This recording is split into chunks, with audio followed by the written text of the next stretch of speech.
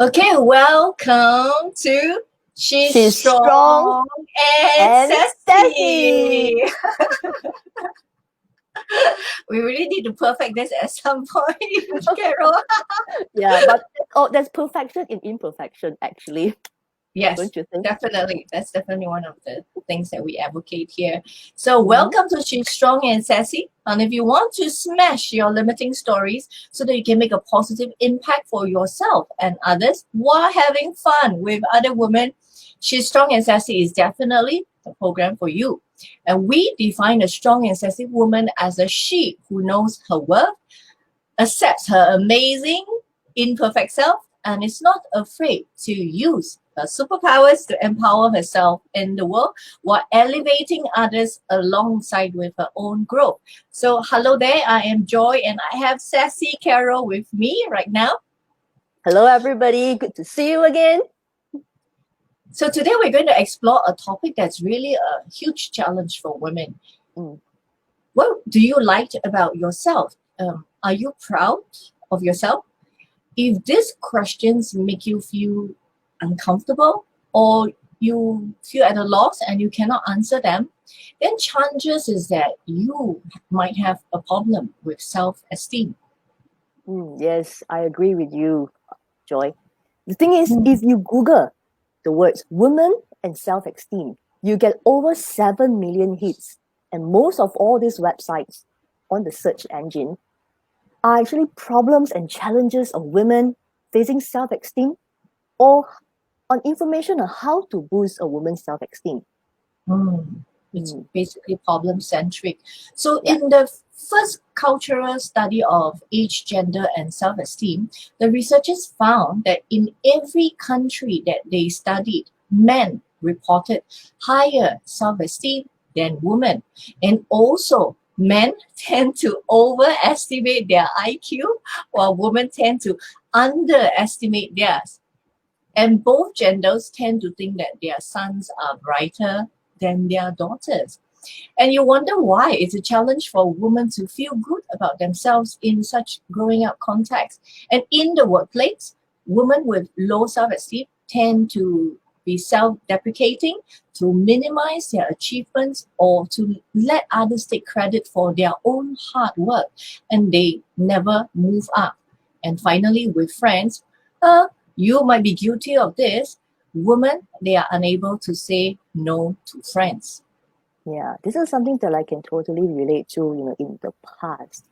And also to add on to what you just said, Joy, a lot of the times they end up doing favors, women who end up doing favors that they don't want to, or they don't have any time for.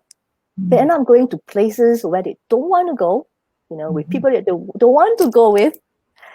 And then in short, women with low self-esteem, they have no control over her life. Indeed. So today we have a special guest, another sassy she, who to share with us her personal experience on this very important topic. And she is none other than my dearest co-founder of She Network. So please help me to welcome Laura. Welcome, Laura.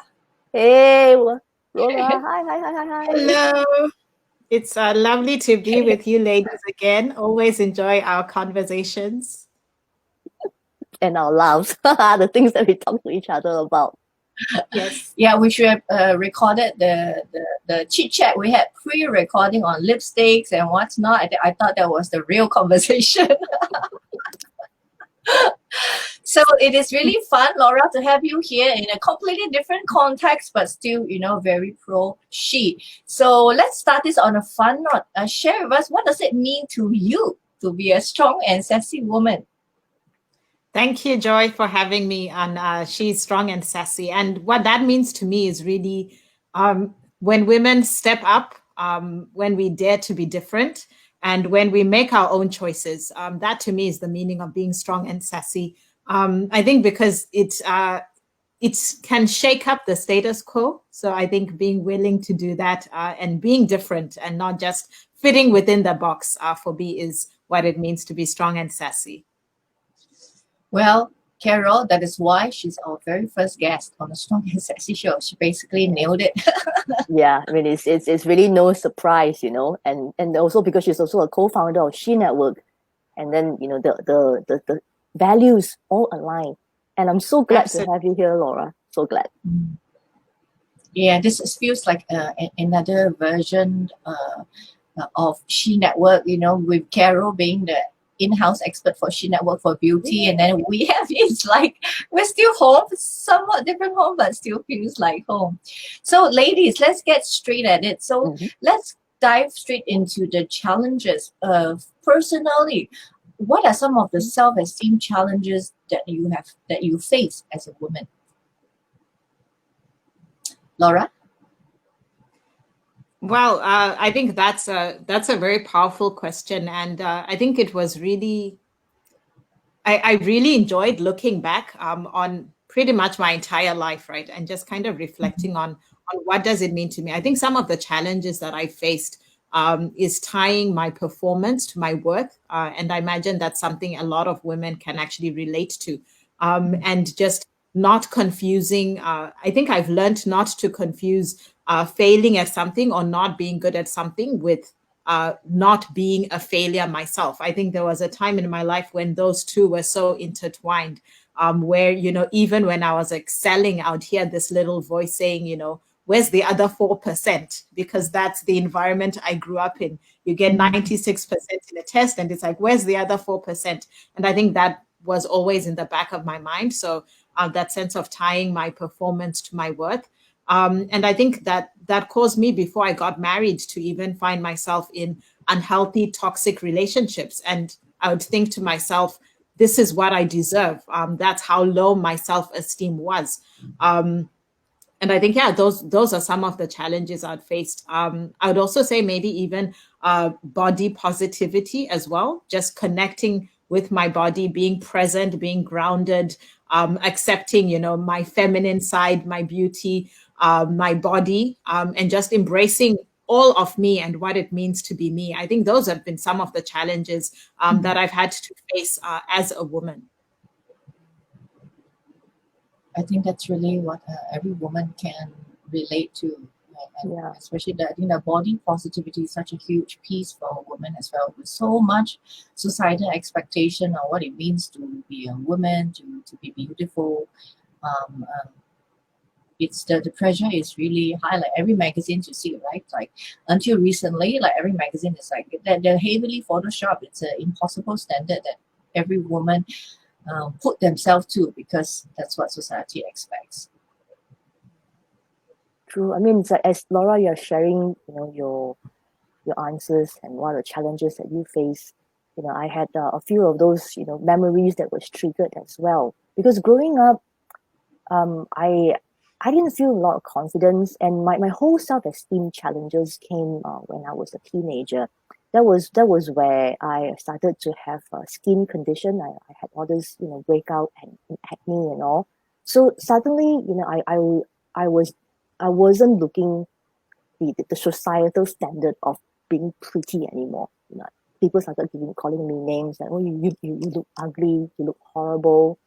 And also one of the other challenge that I face is people that I love, my family, telling me that I don't fit into a specific mold. It's like, you are, because we are bogged down. I'm of Chinese ethnicity, so the whole cultural thing that I was bogged down is that you speak only when you're spoken to, so you cannot be outspoken. You cannot your voice cannot be heard unless someone asks you a question. So that my voice was being drowned out. I felt that I wasn't being heard, that I became very invisible, and that I'm too skinny, body confidence again, body issues. I'm too skinny, I'm too tan, I'm not fair enough.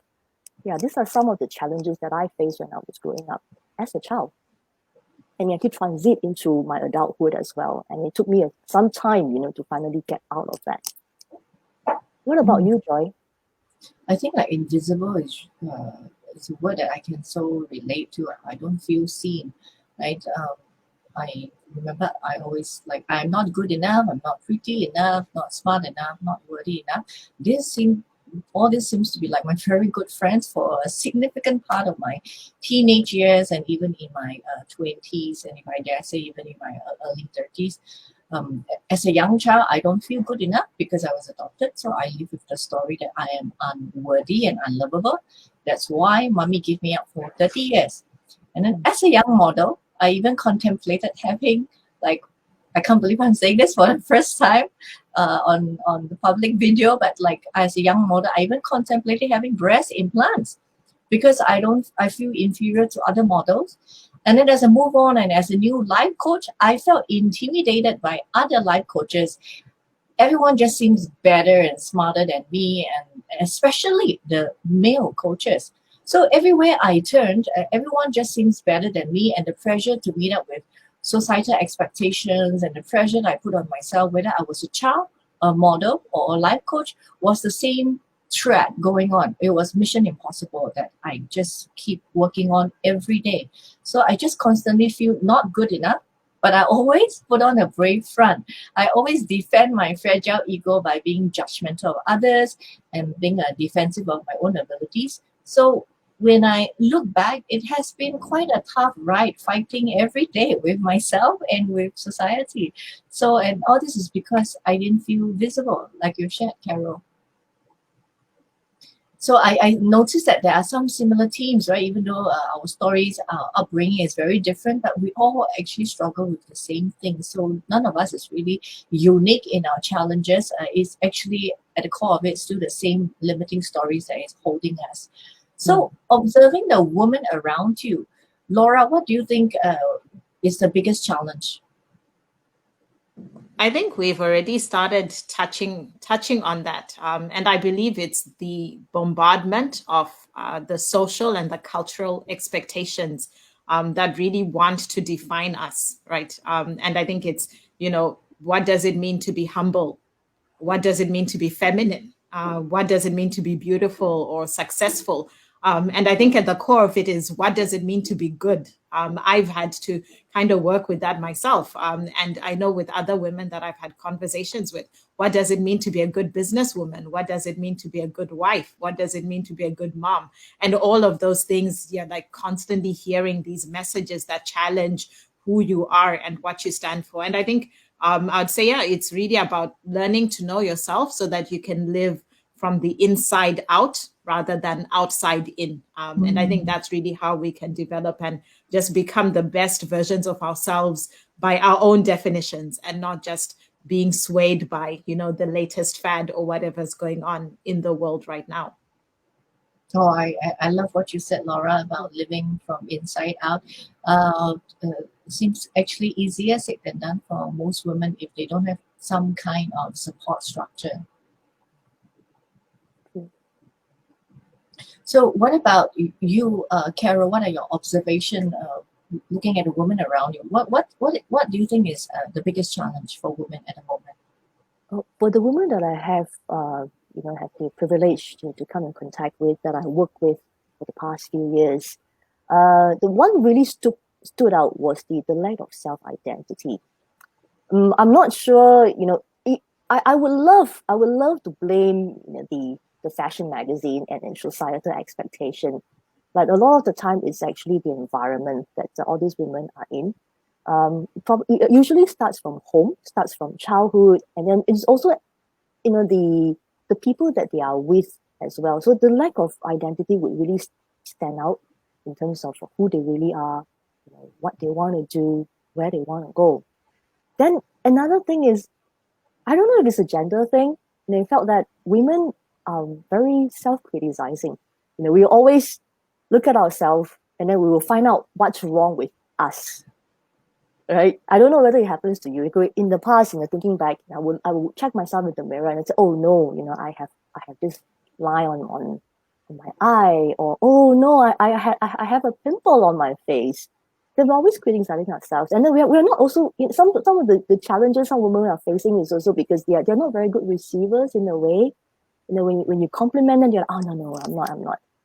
And I think the last thing that I would say that it would be the feeling of inadequacy. There's so many different benchmarks that's being put upon women, as I felt it more like a burden for us, end of the day, right? So like we have this expectation from the family and a societal expectation, how we should behave. And I totally relate to what Laura had shared earlier. When you're in the workplace, then you're also, you're competing with other people, right? How good you are, and it's all boils down to numbers, and it's very difficult for women because it's like when you have a set standard, but the thing is, when you have this set standard, it's not applicable to everybody. I felt that because of that, a lot of women, we felt that we are inadequate. We can't measure up. Yeah, but the thing is, like, who set all these rules in the first place? Who set all these benchmarks in the first place? Isn't it time for us to look at it and then smash this glass ceiling that's restricting us? What about you, Joy? I think from my observation, I tend to think that it is the desire to please others, and we're always putting ourselves last, and we're always putting others first simply because firstly we are wired that way. We are nurturers, but it is also fueled by the feeling of not good enough and the desire to be loved by the people around us and to be accepted by society by constantly trying to reach that perfection standard. It's not possible. It's a we've all tried it and we all suffered because and what you mentioned earlier, Carol, the inadequacy and so on. That's exactly what we're doing. We're trying to please others. So to me, at the core of it is this desire to please others, even when it doesn't make sense, even when it's unhealthy. But we will do it. We will do it at despite the negative consequences to self. That's how great is our desire for external acceptance. Like what Laura mentioned earlier. It's really this whole outside in process that we engaged in. You see mothers struggle to make dinner, clean the house. At the same time, you have to be a great lover, and then you have to be a great mom and daughter-in-law while maintaining their work performance every day in, day out.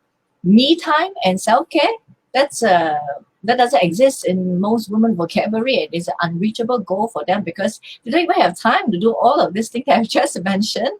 What self-care? What me time? Like it's like a myth for them. So I think that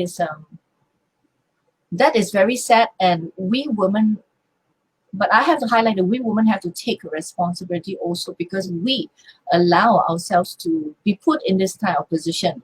Like collectively, we kind of agreed to try and match the standard. And so I think it is time to take responsibility for where we want to go moving forward. Sure, our history has been like that. We are taught things that is not necessarily optimal or healthy, but we own the present and we own the future, and collectively we can make a different choice. So that's how I feel.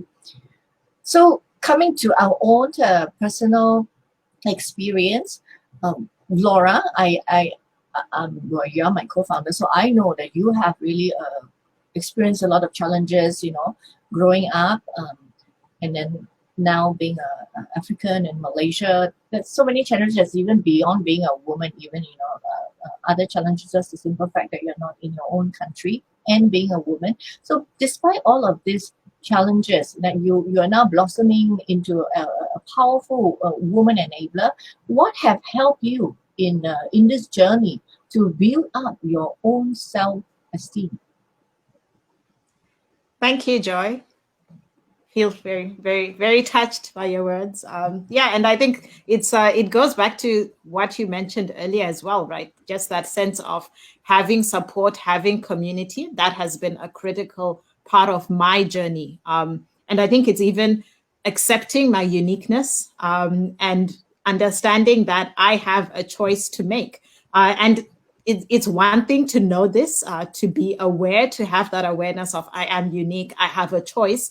But it's another thing completely to have, I think, the skills, the tools to be able to actually live that out on a day-to-day basis. And I think that's how at least my journey into coaching came from, that realization after having all these conversations and working with different women, that it starts with that awareness and that embracing I have a choice, I can I can choose how to live my life going forward, and embracing the mindset that pretty much everything is a learnable skill, right? Including the things that may seem obvious or innate to other people. Now we talk about adulting, right? There's the sense that being an adult should be natural, innate, obvious, but there are all these different skills that you just need to practice. And I think as culture changes, as society changes, some of those places where maybe we used to learn what that looks like, as part of our lives, some of those spaces aren't there anymore. And so we actually have to be a lot more conscious and deliberate about practicing, about learning some of these skills, learning to love yourself, learning what it means to stand up for yourself, learning, to stand in your own self-esteem. I think all of those are powerful skills that we can actually learn and develop over time. I think also forgiving myself was a key turning point. And I think that comes with just learning to embrace what it means to be me, right? And that I will mess up, I will make mistakes. And then with that, like once I know I can forgive myself, then that gives me the freedom to question my own stories, the things that I have told myself, and especially that little voice that tends to embrace the brokenness more than the beauty. And I think you said it very beautifully in terms of, we have a responsibility as adults, as women, to chart our own path. It's no longer about what we were told, the stories that we had when we were growing up. It's now, as we look forward, as we look even into the now, like, what can I do now? Where do I start? And again, that sense of community, having mirrors to shine light on some of those blind spots has been absolutely critical for me in terms of growing and developing my self-esteem. Having people who hold the space, who love me unconditionally, that inner circle, and also having those people who challenge me unconditionally, who don't accept my BS. Like when I want to live at a lower standard, they're like, no, you're better than this. You can rise. And I think when done in that safe space with people that we love, with people that we trust, it begins to shift even the way that we see ourselves, the way that we interact with the world. We begin to see role models and we begin to think, oh, that's possible, right? If she could do it, what's stopping me? And beginning to, again, question those stories, ask myself some of those things has really been, just fundamental in terms of just having that very strong foundation as I look forward into who I can be in future and who I choose to be, and taking responsibility for that.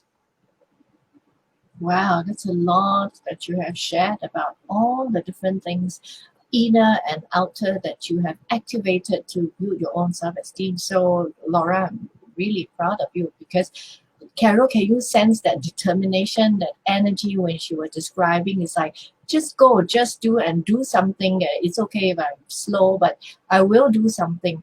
And what was funny was when you talk about the now, you say like, what can I do now? It just made me think of one of the chapter in the book that I'm writing. But that's exactly what the chapter was about. It's about the power of now. How can we take advantage of the power of now? Sounds so simplistic, but I think some of us are guilty of not activating the now. We just stay in the past. We're trapped in our limiting stories. We don't question our story, question the validity of these stories. And a lot of the stories in our head and the beliefs in our head, they're pure bullshit. They're not even our beliefs. We grow with them and then we just took it wholesale. We ran with it, and we're not running the show. We're not running our life. It's this bullshit story that's not even our own. We didn't even create some of this, and we're allowing it to run our show. So I love, especially this point, questioning your own story. But I think coming from a place of self-compassion as well, and not to question, to judge yourself, but to question because you believe that you deserve, a better future, and you are going to do that for yourself using the power of now. Indeed, and I can totally relate to what Joy had said. And then I was just sitting there, listening and watching you, Laura. It's like you are just this diamond shining, and I can see, why you're doing what you're doing. The diamond itself, yeah. And just it seems to me that there's quite some similarities as well. I do have a lot of all this internal conversation. You call it, questioning your own story. For me, it would be, conversations in my head, telling me, I don't think you can do this. Maybe you should try another way. Go for the easy way out.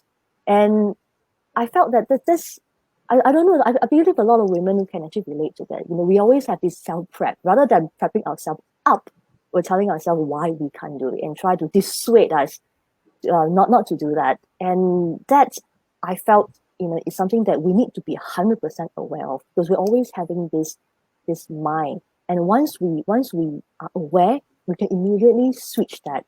And by switching that, it's like what you just said, Laura, by questioning, is this true? How does it serve me? And then how does it serve others? So that having that awareness is very, very important for that, building my own self-esteem. And then the next thing is stepping out of the comfort zone for me. So once the awareness is there, it's like, how do I take the next step? Do I want to remain in status quo? A lot of us want to do it because it's comfortable. It's something that is known. And stepping out of the comfort zone, going towards, finding answers is always very difficult. But then if we don't, then we're always forever trapped in that whole cycle, a vicious cycle of self-doubt. So for me, being able to step out of the comfort zone is not a personal effort, it's actually an effort. And as you say, having a community, having female who are like-minded to be able to step into that. And I was very blessed and very privileged to have this group of women, friends, as well as women in other communities, and communities like the She Network itself as well, to provide that kind of support and help me out of that comfort zone and continue to explore, continue to improve, become a better version of myself. And having said that, the next thing that helped me in my own personal self-esteem journey was actually to invest in my own personal development and growth. I've done through all the academics, and we've gotten where we want to go career-wise. But then the learning doesn't stop there, right? Academics done, but then again, the next one is like, what about your own purpose? How are you growing in your mind? What are the books that you are reading? And how are you moving forward as a person? And then as a woman, we go through different stages in life. From being single, from a child, to becoming an adult, being single, and then being with a partner. So you have to work with the partner, and to being a parent.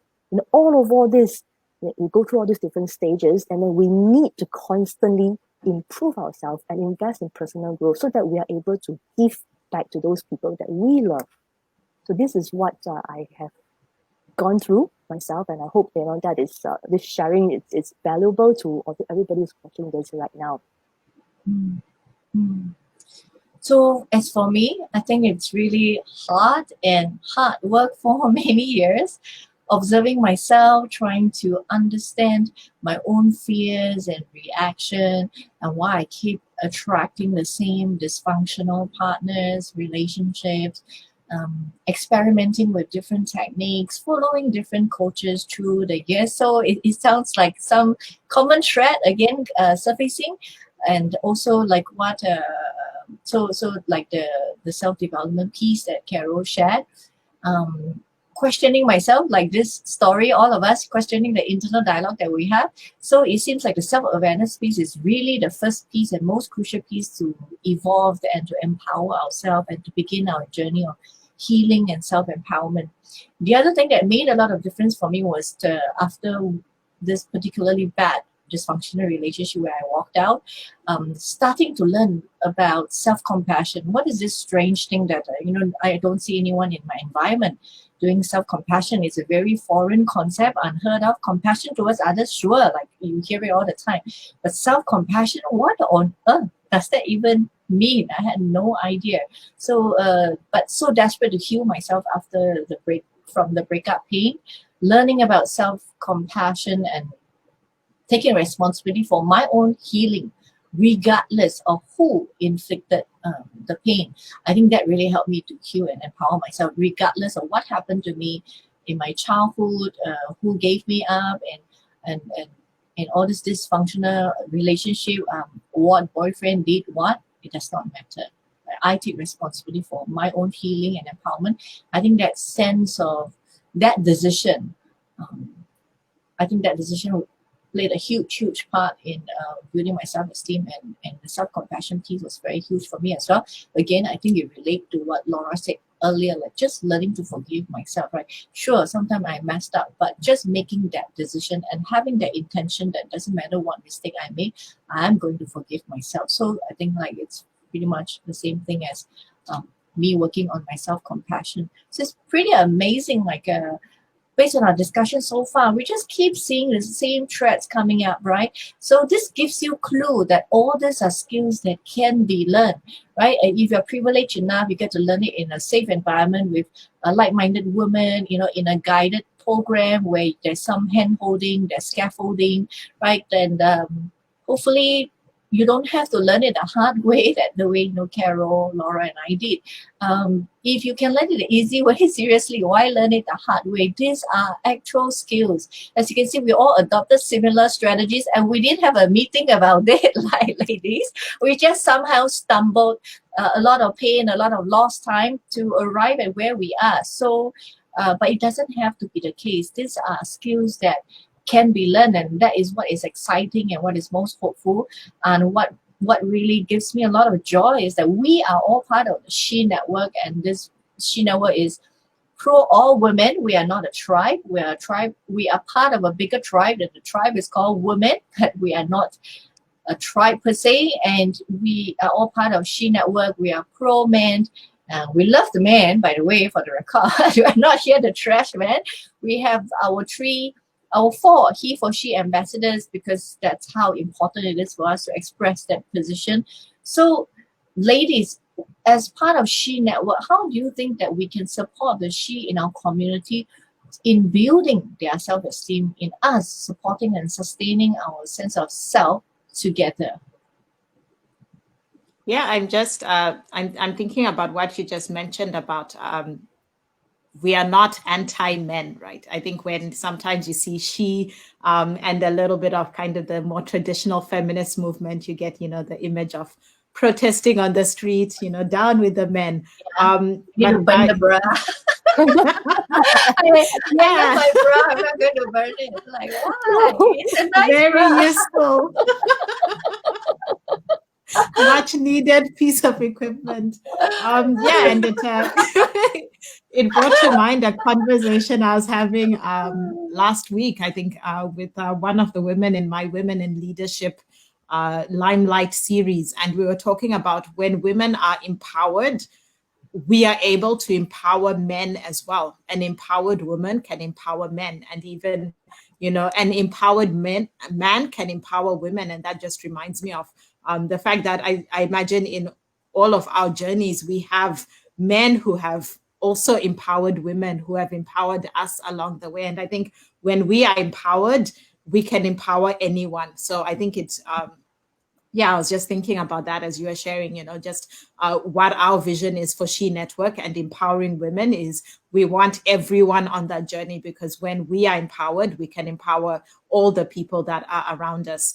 And I think for me, how we can support the she's in building up self-esteem and building up ourselves, I think there's kind of like three different things that I was thinking about, right? And the first is to start with acknowledgement. So acknowledging our strengths, acknowledging the greatness that we see in ourselves and in each other, acknowledging the goodness and the talent that is there, and just nurturing, even though it might seem like a small seed, but acknowledging and nurturing that seed, I think, is really important.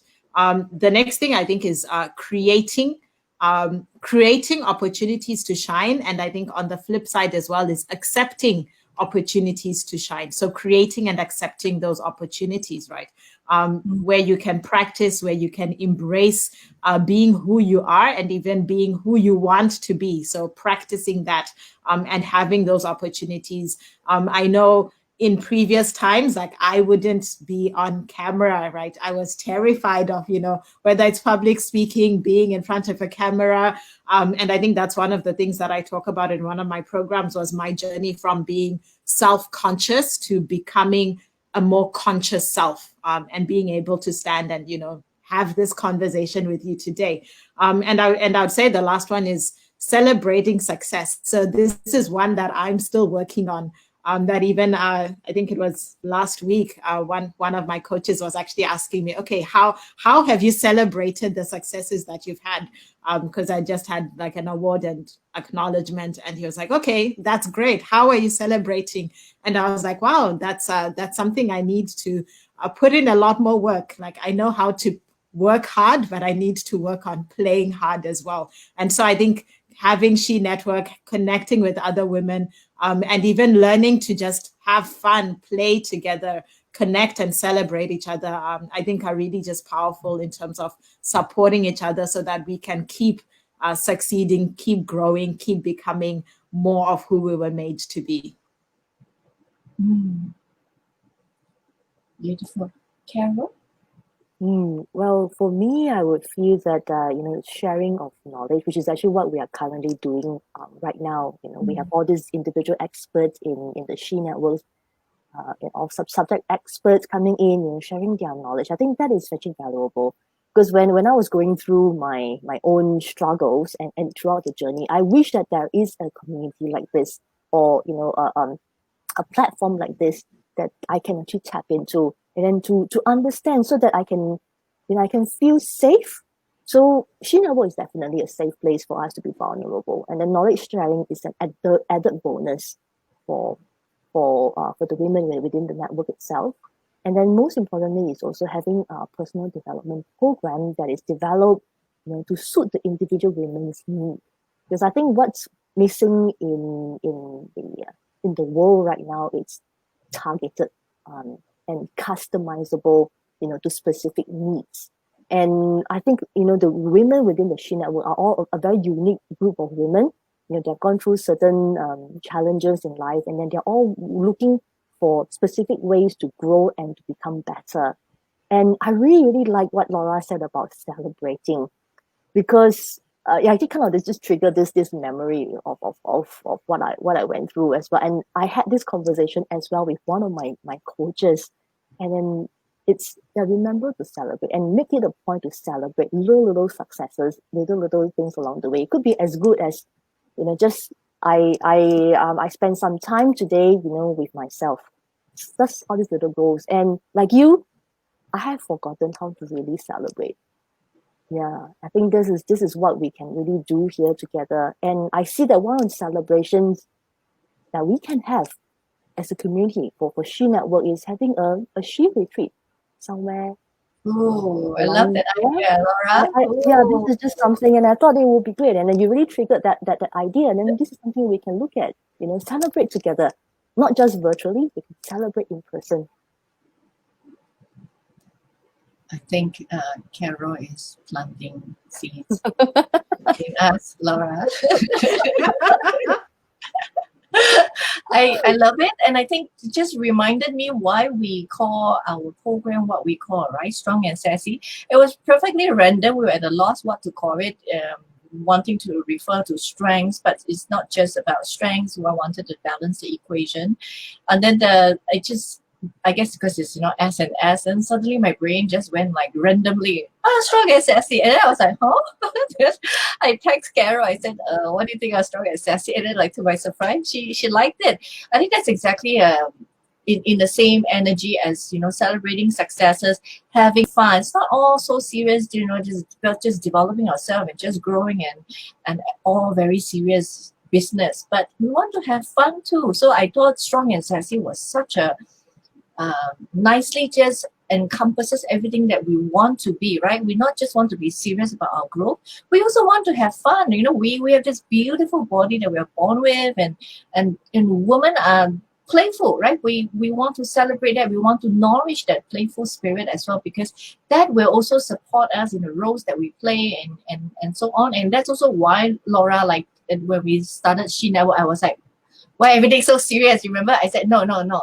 Too serious already. We have this 18 expert in our panel. Wow, so scary. Even I, who gave the idea of the expert panel, find it very scary.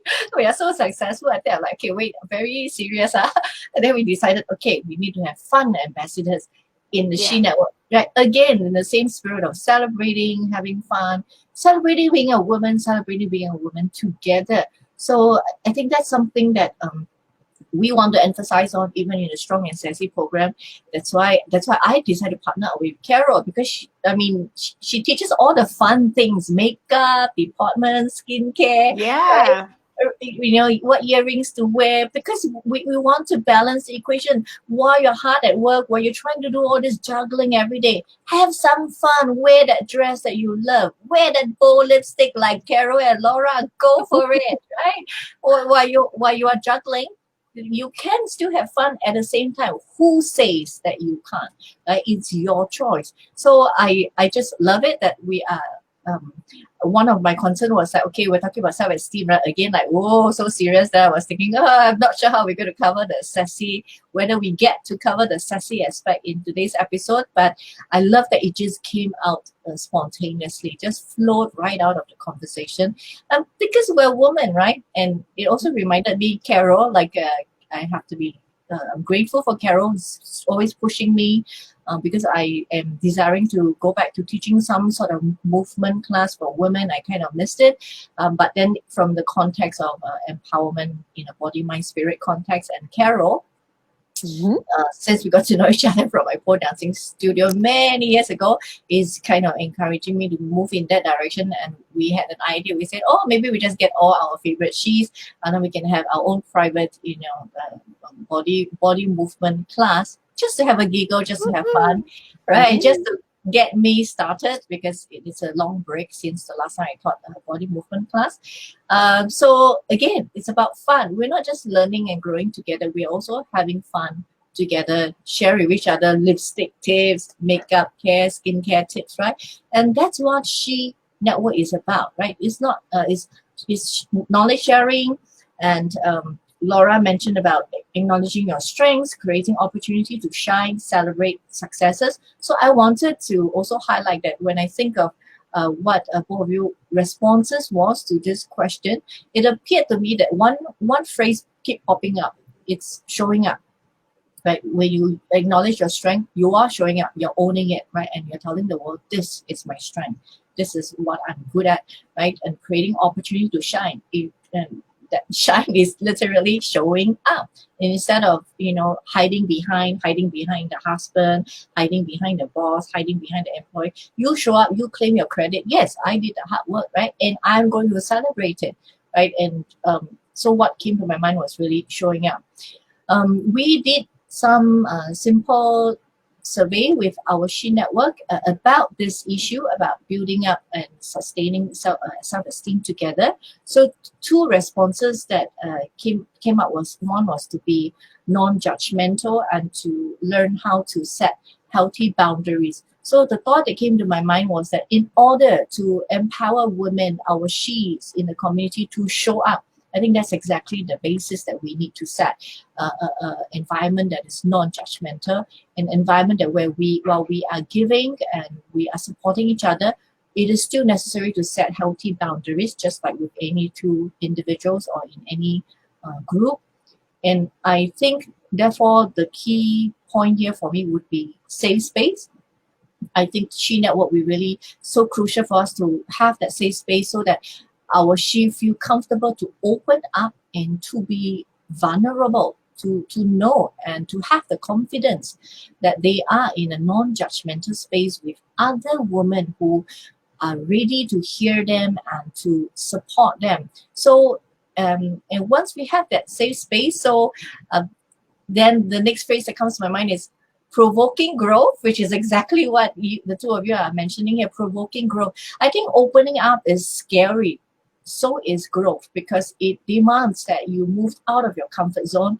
Woman is not necessarily that good at it. I mean, if we're that good, then we don't need all this woman support structure. We can just do it ourselves. I think women tend to be actually more community based. We draw our strength from being in a community. It's been like that through the ages. So I think opening up is scary, and so is growth. But it is easier for us to get out of our comfort zone when we know that we're in a safe space. And I know this woman, they've got my back, right? So I really want She Network to be that space for our she's, And I think that that will be such a great blessing for all in our community. It will be a very powerful space for the blossoming of the feminine spirit together, and for elevating a growth of self in of community. So this is how I feel.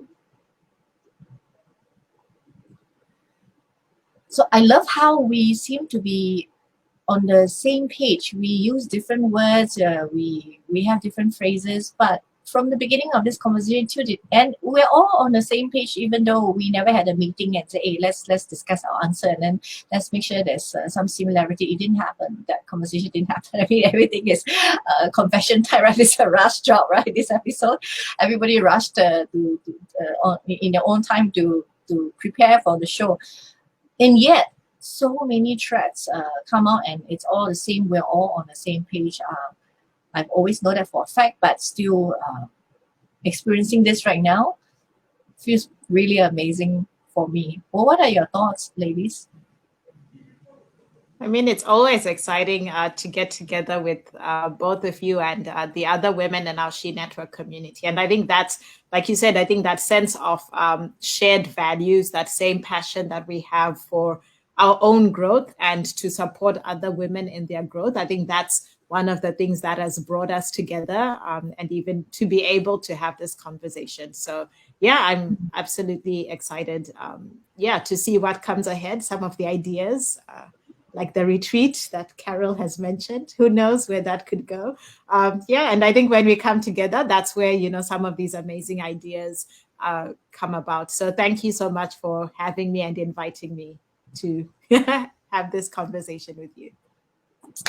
We're so happy to have you, Laura, as our very first guest for the Strong and Sassy show. So what is your one tip for being strong and sassy? My one tip for being strong and sassy is to own the choice, own the change, and own the challenge. And again, especially when it shakes up the status quo. So know that you have choice and own the choice that you're going to make. Know that it can be scary to make changes, but own the change and choose that this is what you want. This is where you want to go. This is the future that you want. And own the challenge, because that doesn't necessarily mean it will be easy along the way. But when you own the challenge, you prepare yourself and you trust yourself that you can face whatever comes along the way. So that's my one tip. Own the choice, own the change, and own the challenge. I always love the way you can just make everything so simple, so on point, Carol. Like, is that not empowering just to read, just to hear her tip? It's about ownership. Yeah, indeed, I couldn't agree with you more. Is in order to take the first step towards change, is actually to own our story. That's definitely the first step towards transformation. So wow, we have spent a glorious 50 minutes together, really going in depth into this, I think, a very important topic for women, and I'm so grateful to know that everyone's on the same page, and I feel like I have really personally learned a bit more about self-esteem and women because of hearing all your input as well. So audience, we have a free giveaway for you. So as I start to work on my next book, I'm giving away my autobiography, From Zero to Shakti. So to grab your e-copy from this URL, tinyurl.joyleng birthday, you can look at the scroller to take note of the website. So as always, thank you, Laura, for coming on the show. It has been a fun 1 hour with you, talking about something that actually we have never discussed before. So, okay. So, ladies, as always, we're going to end our Strong and Sassy show with the lotus pose. Show me your lotus, Laura. Her lotus is kind of more roundish, right? That's why I say it looks like this diamond prong. She's pronging out this huge diamond in her hands. Yes. Okay, thank you for watching. Till the next episode, everyone. Stay strong and stay sassy. Goodbye, everyone. Bye. Bye.